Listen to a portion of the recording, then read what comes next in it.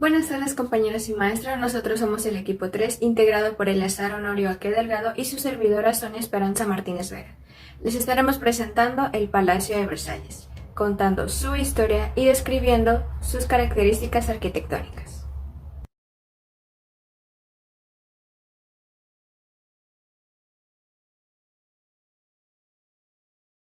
El Palacio de Versalles se encuentra a 24.5 kilómetros de la capital francesa. Fue la residencia real desde 1682 hasta 1789. La historia comienza cuando Luis XIII ordenó en 1623 construir en medio del bosque una pequeña casa que se convirtió en su refugio de caza preferido. Tiempo después ordenó construir el primer palacio en 1632. El 8 de abril de 1632, Luis XIII decidió comprar el dominio de Versalles al arzobispo de París, Jean de Gondi, en donde se encontraba un viejo castillo y un molino. Su intención al comprarlo no fue otra más que derribarlo y poder ampliar su residencia real. En 1634 terminaron las obras y Luis XIII comenzó a residir en Versalles, ampliándolo en 1636 y añadiendo jardines con decoraciones árabes.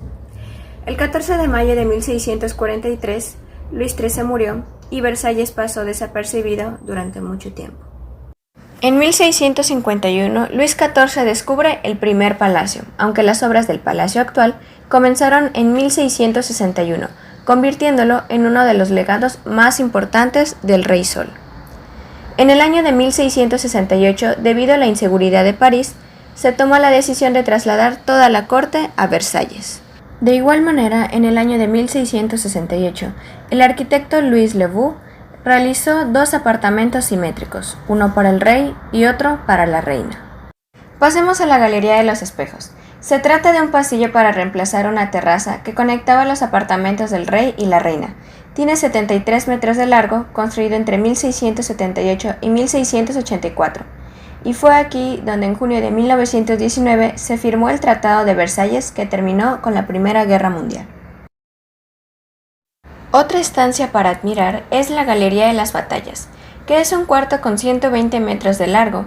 Fue inaugurada en 1837 y ha permanecido intacta desde entonces. El rey Luis Felipe I decidió convertir el Palacio de Versalles en un museo dedicado a la historia nacional.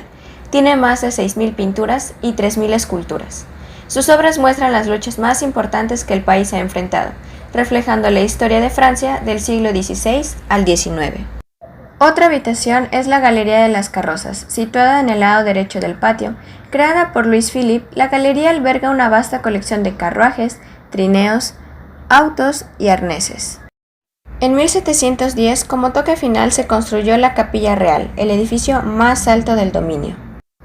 Con Luis XV en el trono, hubieron varias modificaciones para los apartamentos del rey y la reina en el palacio, creando unos apartamentos más discretos.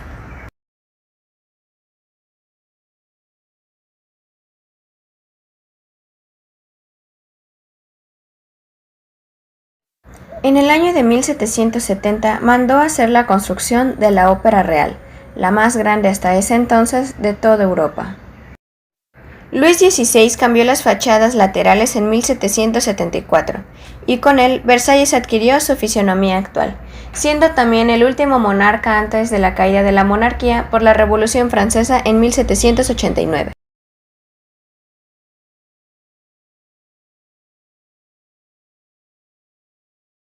Características arquitectónicas.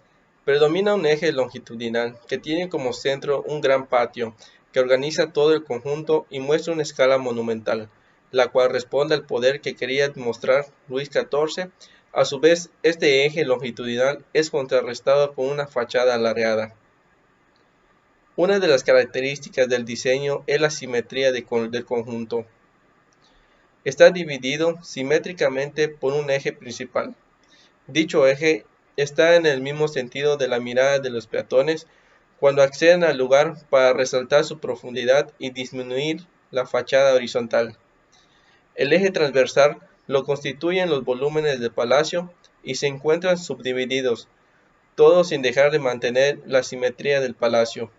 Se tiene en su totalidad elementos lineales y totalmente perpendiculares entre sí, volúmenes macizos y horizontales que se contrastan con el eje longitudinal ordenado del palacio. El palacio tiene el lenguaje basado en lo que posteriormente se llamaría el clasicismo francés. Están marcados por un lado los edificios y por otro las calles que comunican dichos edificios. Todos los elementos que conforman el conjunto están edificados dentro de un gran orden, con una gran proporción general y una elegante armonía.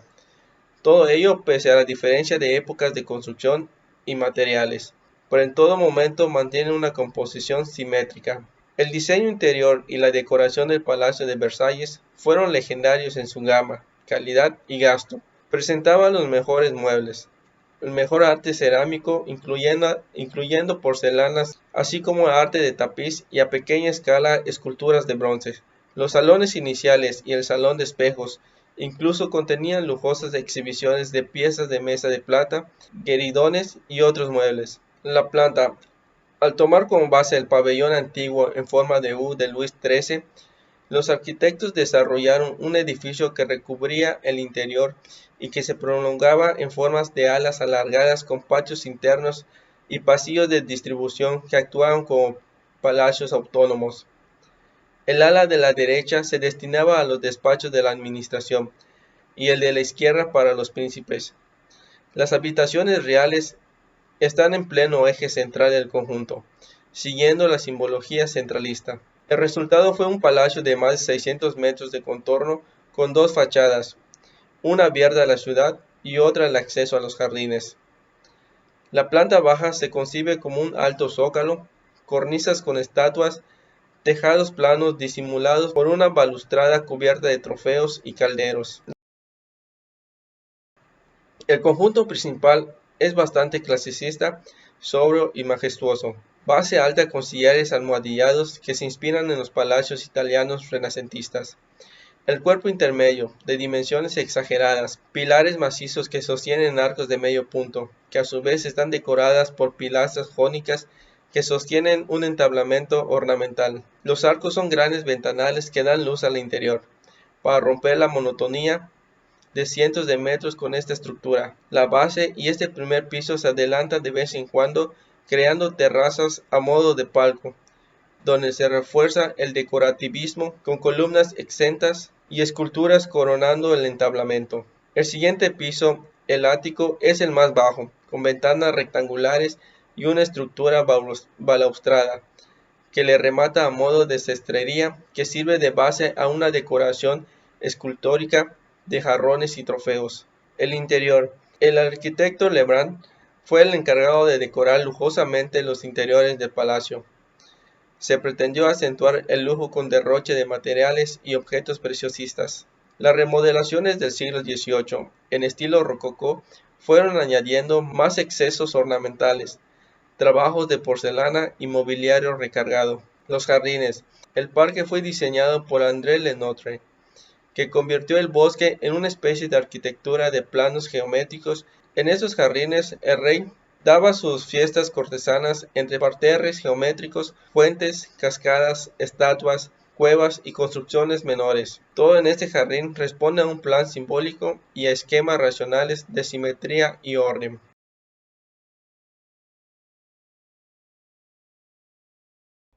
El Palacio de Versalles es una de las obras más representativas e imponentes de la arquitectura barroca, por su monumentalidad, su simetría, su mobiliario y por su riqueza en sus decoraciones tanto interiores como exteriores. También por sus grandes jardines que de igual manera son simétricos al palacio. Sus dos fachadas la hacen única, una mirada a la ciudad y otra a los jardines. De igual manera, es un edificio histórico porque allí se firma el Tratado de Versalles que pone fin a la Primera Guerra Mundial.